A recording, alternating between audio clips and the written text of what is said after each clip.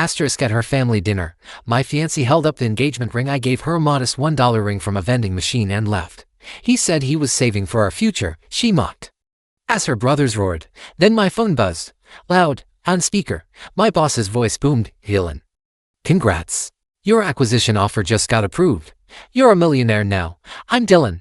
I'm 30. I grew up working class. Trailer parks, ramen noodles, flea market Saturdays, nothing fancy.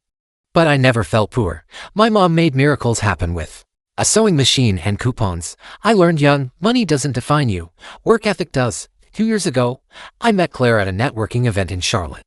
She wore heels that probably cost more than my rent, but she smiled like she meant it. She worked in marketing, family money, legacy college, daddy's company, but I liked her. She laughed at my dry jokes. She listened. She didn't treat me like a project. Not at first. We dated. We clicked. She brought me to brunches with her friends in pastel blazers who ordered mimosas like they were essential nutrients.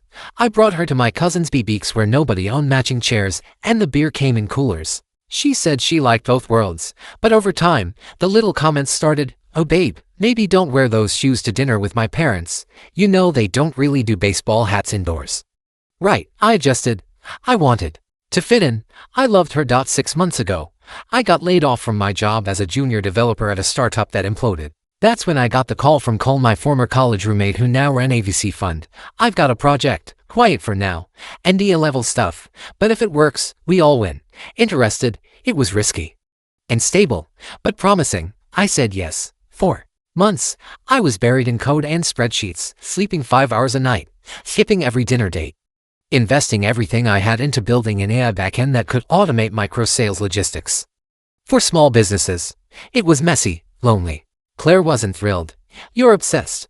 We never go out anymore. I'm building something real, I told her. Just give me time. When I proposed, I didn't have a ring. I had a promise, future. So I joked. Pulled a ring from a vending machine at the gas station near my mom's house. It was a plastic red heart. I got on one knee. She said yes, smiling. As long as the next one sparkles, she whispered. But she didn't mention she'd kept that cheap ring in her purse to show off later. Last weekend, Claire invited me to her family's lake house for her dad's birthday. Big dinner, caterers, wine I couldn't pronounce, her parents, 2 brothers, and a parade of smug smiles. I felt like an exhibit, the poor boyfriend on display. I tried to keep it light, asked about everyone's jobs, bragged about Claire's promotion, laughed when they mocked my car still driving that Prius. Claire giggled too, which stung. Then came the toast. Her dad raised a glass to Claire's engagement. He may not have the funds yet, but he's got a spirit. I chuckled. Until Claire stood. She reached into her purse, pulled out that $1 plastic ring, and held it up. This is what he proposed with. Laughter exploded. Her brothers nearly choked. Even her mom snorted into her wine. I smiled. Horse. Face burning. Don't worry, Claire said. He says he's saving up. Building something big. Then my phone buzzed. I didn't even think. I answered, still on speaker. Dylan, Cole here. Just got off the call with the board. Congrats, man. The acquisition's approved. You're a millionaire. Get ready to scale. We go live Monday. Silence. Utter, painful, delicious silence. I stood up, slowly. Well, I said, pocketing the plastic ring. Looks like I can afford an upgrade now. Asterisk. Claire's dad was the first to speak. Well, that's quite the surprise. Her mom cleared her throat and said, congratulations, Dylan. That's wonderful news. Her brothers, formerly red in the face from laughing, now looked like they'd swallowed their forks. I could see it in their eyes. The shift, the recalculating. Claire didn't say a word, just stared at me. That plastic ring still in her hand. I wasn't angry. I wasn't smug. I was done. I'd spent months feeling like I didn't belong, telling myself it was in my head, that the little digs were just jokes, that maybe love meant adapting. But in that moment, watching them all squirm under the weight of their own cruelty, I realized they didn't laugh because they thought it was funny. They laughed because they thought I was beneath them. Claire followed me out onto the deck. The sun had set. The lake was quiet. Dylan, she whispered. Why didn't you tell me? I turned around. Why didn't you tell me you kept the ring to humiliate me? She opened her mouth, closed it, looked down. It was a joke, she said weakly. No, a joke is something we both laugh at. That was a setup. Silence stretched between us. Then she tried to pivot. I mean, this is amazing, right? You're really a millionaire, technically. Not just me, I said, bitter. Cole. 2 other devs, our early angel investors. We're all shareholders. But yes, it's real. Her eyes sparkled now. We should celebrate. Celebrate, Claire. You mocked me in front of your family. You let them tear me apart for not having money knowing I was working day and night to build something for us. She frowned. I didn't know it was real. I stared at her. You thought I was lying. She hesitated. Not lying. Just dreaming too big. There it was. The truth. Finally uncloaked. She never believed in me. Not really. Not when I skipped dinners to code. Not when I slept at the office. Not when I missed her cousin's wedding to meet an investor. She thought I was chasing a fantasy, but now that it was real, suddenly I was worth celebrating. I didn't answer, just walked back inside. They were all pretending to laugh again. Jokes about dessert. Claire's mom pretending nothing had happened. I told Claire I needed to go. That we'd talk later. She didn't stop me. She didn't follow. And that told me everything I needed to know. The next day, my phone didn't stop buzzing. Cole wanted to schedule a photo shoot for the press release. Claire's mom texted me. We're so proud of you, Dylan. You've come such a long way. Claire sent me a heart emoji. That was it.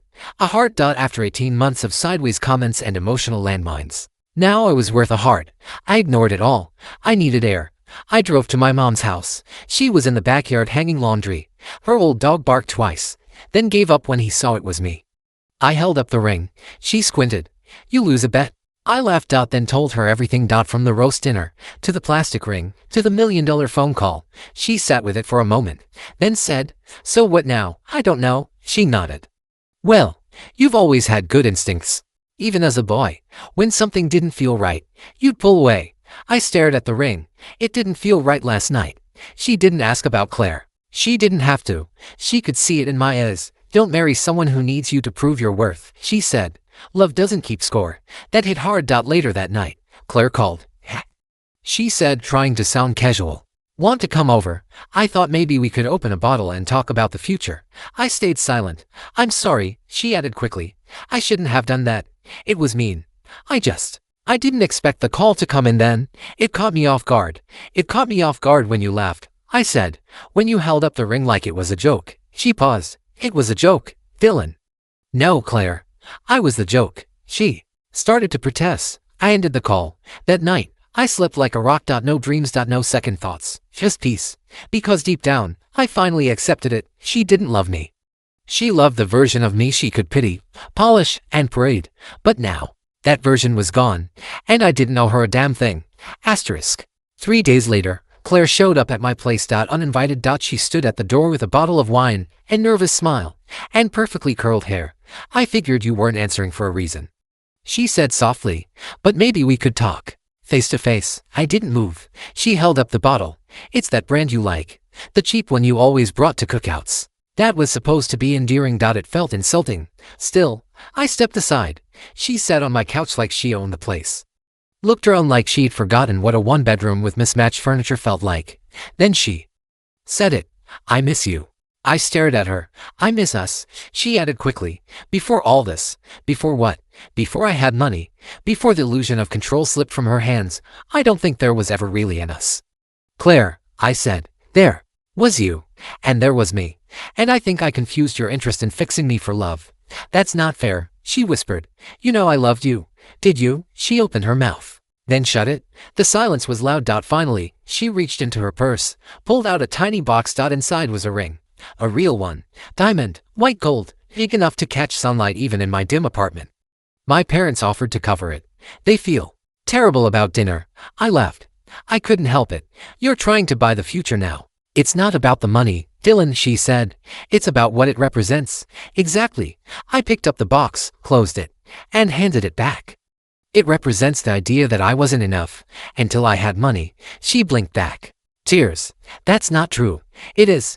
And you know it. She stood slowly. So what now? You throw away everything because of one stupid moment. One moment. I stepped forward. Claire. Your whole friend group treated me like a walking pity project. You stood by every time. You told me to dress up a little more, to try not to talk about my job too much, to maybe let you order for us so I didn't say something awkward. That was me trying to help, That was you being embarrassed of me. Boom. Truth bomb. She sat back down, shaking a little. Then she said it. That phone call. It changed you. I laughed again. No, Claire. It changed you. I'm the same guy I was last week. The same guy who proposed with a plastic ring. The same guy who made you laugh at that first dive bar. You're just realizing now I have options. That scares you. She didn't deny it. Didn't say a word. After a moment, she got up, wiped her eyes, headed for the door. At the threshold, she turned. I still think we could make it work. I really do. I nodded. I believe you, but I don't want making it work. I want someone who was proud of me before I was profitable. She left out this time. I didn't watch her go. Later that week, I got a call. Not from Claire. From her brother, Travis, the smug one who called my car a glorified toaster. Hey man, he said awkwardly. Listen, weird question. Do you think your company is hiring? I actually dropped my coffee. You want to work with me? Well, not like with you, he stammered. I'm between things. Marketing's brutal right now. I wanted to laugh. Instead, I said, send a resume. I already knew it would go straight to trash. But it felt good to say. And then, something wild happened. Cole called me. Bro, are you seeing this press? Apparently, the startup's viral growth wasn't the only thing catching headlines. Someone on TikTok had posted a clip from the birthday dinner. The toast, the silence, the phone call. It had 4 million views. The caption, when the broke boyfriend turns into a millionaire at her daddy's dinner. Suddenly, everyone had an opinion. Half of them roasted Claire. The other half called me petty. A few said I should have upgraded the ring just to flex. One guy wrote, he's right. You don't owe loyalty to someone who only loved your potential. That one stuck, because I'd been holding on to the potential of our relationship. But potential isn't love. It's a lottery ticket. And I was finally done gambling. Asterisk. I didn't plan on becoming a viral main character, but there I was. The $1 ring millionaire story had exploded. People on podcasts were analyzing the video frame by frame. Fashion bloggers argued over whether Claire's dress was designer or discount. Finance YouTubers called me a hustle king. Even Twitter had their fun. Someone posted a meme her, this is what he proposed with. God, watch this, with a photo of a money rainstorm. Wild. But you know what the craziest part was? None of it felt real. Not the money. Not the interviews. Not even the satisfaction. What did feel real was the peace. No more trying to impress anyone. No more pretending to fit into rooms where I never belonged. Just me. Unapologetic, unbothered, undeniable. Until, of course, Claire's mom called. Again, I'd ignored the last 3 calls. This time, curiosity got me. Dylan, she said with sugar in her voice. Darling, we wanted to extend an invitation to what? A family brunch. Just us, casual. No cameras, no pressure. I almost choked. You want me at brunch? Yes, dear. Claire's father feels we owe you an apology. The whole ring thing, it was in kind. And now that you've achieved such success, we want to support your journey as a family. There it was, the truth between the lines. I wasn't a joke anymore. I was an asset. No thanks, I said. Excuse me. I appreciate the offer, but I already ate. Click. A week later, I ran into Claire by accident. Well, kind of. I was giving a talk at a local university. Startups and survival. Nothing flashy. Just sharing lessons from the trenches. I stepped off the podium to applause, and there she was. Claire, in the 3rd row. Tight smile. Nervous hands. Afterward, she approached me. Hey, she said. That was impressive. I nodded. Thanks. You're really doing it. I am. She looked like she wanted to say more. Then she did. I'm leaving my job. Yeah. I realized I'd been living a script someone else wrote for me. Expectations. Appearances. I don't even like marketing. I didn't respond. Let her talk. I want to start something of my own, she said. Something that matters. That old part of me, the fixer, the hopeful one, almost spoke up. Almost offered help, advice, a connection. But I did in single quotes. Instead, I said good luck. She nodded, looked disappointed, but maybe also relieved. I hope you're happy. Dylan, I am. She left. That was the last time I saw her. Months passed. Our platform took off. We got acquired by a larger firm. I stayed on as CTO. I moved into a modest townhouse in a quiet part of the city, upgraded my car. Got my mom a better place closer to me. One afternoon, I was at a bookstore downtown. An actual one, and a woman walked up. I know this is weird, she said. But are you the guy from the dinner video? I laughed. Yeah, I guess. That's me. She smiled. That clip got me through a rough week.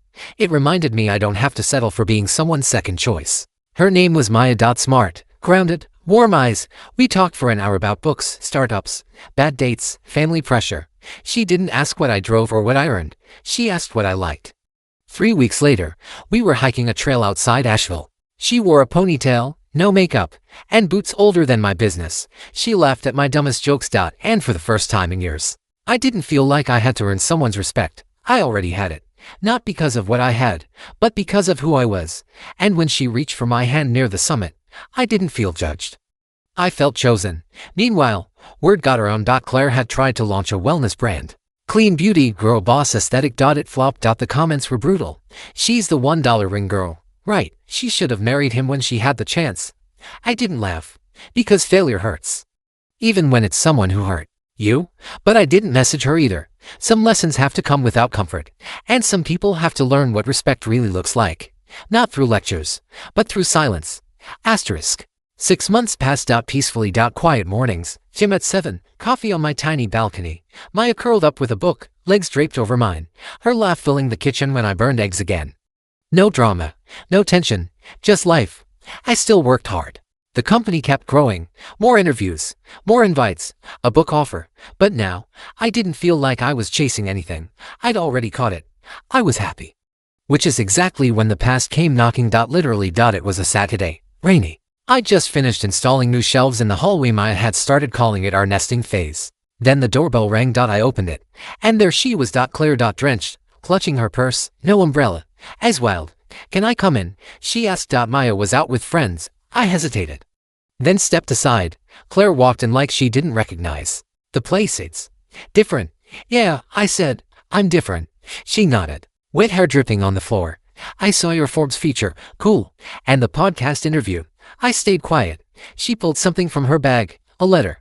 I wrote this weeks ago, she said. But I couldn't send it. I didn't think you'd read it. I didn't take the envelope. Instead, I waited. Claire sighed. I just wanted to say I'm sorry. Not for the ring thing, not just that. For all of it. For making you feel small. For loving the version of you that fit my parents' image instead of who you really were. Still, I said nothing. She went on. When you proposed, I was scared. Scared I was settling. But after you left, I realized I was the one being settled for. You had dreams, drive. I had brunch plans and yoga. A flicker of humor there. But her eyes were serious. I tried building something of my own. It failed. I started working for a nonprofit. Low pay, long hours. But for once, I don't hate myself when I wake up. That surprised me. She smiled faintly. I guess we both found something better after the fire. Finally, I spoke. I don't hate you, Claire. Her shoulders dropped. I used to, for how things ended. But now, I just hope you're good. She blinked. That's it. What more do you want? I don't know. She said, maybe. I hoped you'd miss me. I shook my head. I missed who I thought you were. But she wasn't real. Claire nodded slowly, then turned to leave. At the door, she paused. Do you ever wonder if we'd met at a different time? Maybe. Could have worked. I smiled. No, because then I wouldn't have met her. She didn't ask who. She knew. Maya came home an hour later. Saw the wet footprints. I told her. She didn't freak out. Didn't accuse. Didn't cry. She just said, you okay? Yeah. Still want tacos? God. I loved her. That night, I sat on the balcony alone for a moment. Watched the city lights. Thought about the boy I used to be. Scared to speak up. Scared to lose someone who looked good on paper. Scared to be alone. But now I knew the truth. Being alone isn't the worst thing. Being with someone who makes you feel alone is. A week later, I gave Maya a ring. Not flashy. No diamonds. Just a simple, elegant band with an engraving on the inside. Saw me before they did. She cried when she read it. And when she said yes, I knew something deep in my bones. This time, it was real. Not just the love, but the respect, the laughter. The partnership. She didn't need me to be rich, polished, or impressive. She just needed me to be me. And for the first time in my life, that was enough. Asterisk. The wedding was small. Just 40 people. Backyard ceremony, fairy lights. My mom sewed Maya's dress herself. Cole gave a toast that made everyone cry, then laugh, then cry again. It felt like something out of a movie, but better because it was real. No pretenses. No Instagram filters. Just to people who chose each other without conditions. At the altar, when Maya slipped the ring on my finger, I remembered the first one. That red plastic heart. The one Claire held up like a punchline. Funny how love feels like a joke, until you find the kind that isn't. We danced under the stars until midnight. I didn't even look at my phone once, but the next morning chaos. I woke up to 3 missed calls, from Cole, from our legal team, from a blocked number. I rubbed my eyes, stepped onto the porch, still barefoot, still smiling. Then I saw it. It was all over Twitter. Reddit, TMZ, Claire Jensen files defamation suit against ex-fiancé Ring Gao What? I clicked the link. Apparently, Claire was claiming that my story My Truth had damaged her personal brand and caused her emotional distress. She even cited the viral video, the memes, the podcasts. She was suing me for $500,000. $500,000 for telling the world what happened. My phone rang again. It was Cole. Bro, don't panic. I'm not, I said calmly, but I am furious. She doesn't have a case. It's your experience. You didn't name her, didn't slander hell. You never even showed her face. I know. But the media did. I finished. And now she wants to cash in. My hands shook, not from fear, from betrayal. Again. Claire hadn't just moved on. She'd waited. Plotted. And now, just days after I found peace, she wanted to burn it all down. I felt it rising. The old anger, the humiliation, the urge to retaliate. But I did in single quotes. Instead, I handed the phone to Maya and said, "Can you handle this with Cole?" She blinked. "You want me to? I trust you," I said. "I need to take care of something." Hour later, I drove to Claire's apartment. She answered the door like she'd been expecting me. Silk robe, phone in hand, makeup perfect at 10 a.m. Wow, she said. That was fast. I stared at her. "You're really doing this?" She shrugged. "You made me a meme, Dylan. You marketed me as a punchline. I never said your name. You didn't have to, Claire. You humiliated me in front of your entire family. You mocked my ring, laughed when I couldn't afford champagne. And now you're mad the internet doesn't like you." She blinked. "It's not about that." "No. Then what is it?" She stepped closer. "It's about closure, about owning the narrative. I lost everything, Dylan. Sponsors, friends, credibility. You thrived. And I got reduced to a meme." Looked her dead in there. "You weren't reduced. You were revealed." Silence. "You didn't lose everything because I told the truth," I added. "You lost it because people finally saw who you were without the packaging." She slapped me. Not hard, but hard enough. I didn't flinch. I just stared. "You want closure," I said quietly. "Drop the lawsuit, apologize publicly, and walk away." She laughed bitterly. "Why would I do that?" I smiled and pulled out my phone, played a short audio clip. Her voice, from that birthday dinner, clear, loud, dripping with venom. "Dylan's sweet, but honestly, he's just a placeholder, a safe guy. I mean, come on, look at that ring.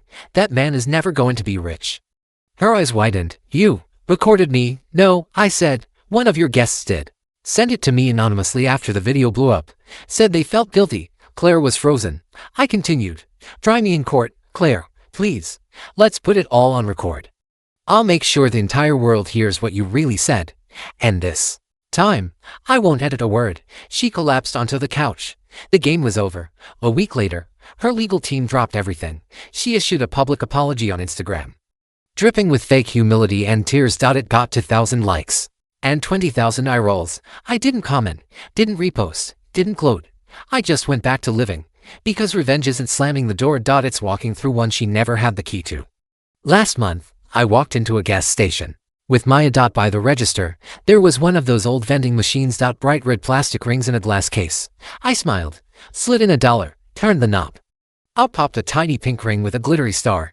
I gave it to her, grinning, just in case I ever forget where we started. She slipped it on. "I'll never let you forget." So now I ask you, if someone treated you like a backup plan, then came back after your success, would you forgive them, or would you walk away forever? Let me know in the comments. I'm curious what you'd do. Because trust me, the second time they laugh at you might be louder. But the first time you stand up, that's when you win. Asterisk. That's the end of today's story. Did things turn out the way you thought? Or were there some surprises along the way? Share your thoughts in the comments. I'd love to hear what you think. If you enjoyed this journey, don't forget to hit the like button. And if you haven't joined the community yet, now's the perfect time. Subscribe and turn on notifications so you're always the first to catch new stories. Thanks for watching. And I'll see you in the next adventure. Asterisk.